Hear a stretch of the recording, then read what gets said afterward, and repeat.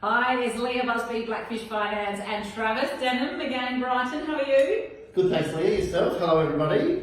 Good, thank you. So today we're talking about what are the fees and charges people need to be ready for, aware of, and educated about when selling and buying property.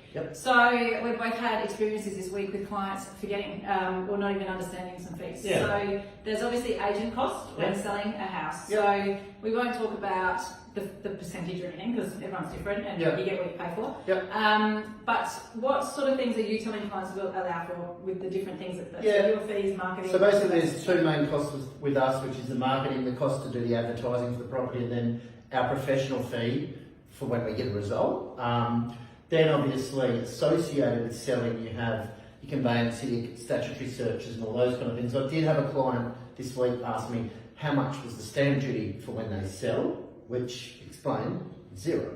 So you save them heaps of money. Yeah. So Lee, maybe you can explain how the stamp duty element works for the people when they're purchasing. Yeah, perfect. So in selling, when we do the sales figures for clients, it's your sale price, which we get from a trusted agent. You don't want to get told this and then get talked down. So your sale price, agent cost, marketing, conveyancing, and the searches that you just have to get done, and you have to deal with a conveyancer buying and selling property. If you're not a lawyer, we definitely recommend a conveyancer.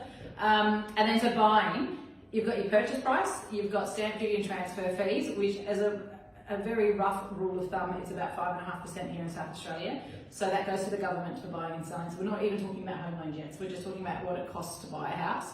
We here put a fee buffer in there as well. So on the day it becomes their house, they're paying council rates, water rates, emergency services, their conveyancer. So there's always a fee buffer in there as well. So there are a lot of fees and charges to take into consideration, whether you're dealing with any real estate agent or any broker across the country. It's important to know your numbers. What are some of the things that sometimes trip clients up from figures at your end? Is it just not understanding the numbers? Yeah, or it's, well, it's probably, the stamp duty is probably the big one.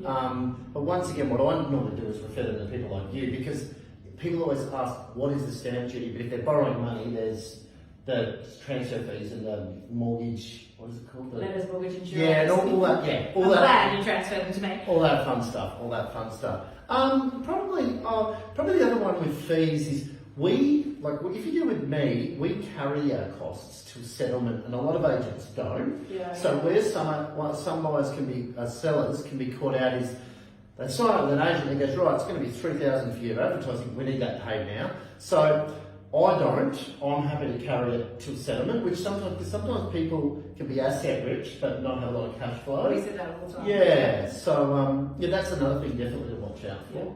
So any questions? Get in and see us early. Know how much it's going to cost to sell your house. Don't skimp. You need to get your house out there with marketing. You need the whole world to see this house, so don't skip on marketing costs and all that sort of stuff. But understand your purchase costs, because I had a client literally today, they'd done their numbers, they forgot about stamp duty and transfer fees, which were $28,000, which threw their numbers. So it's important. You don't know what you don't know, so ask us, because we do know the other experts for you with finance and property. Thanks, Travis. Thanks, Leah. Have a good day.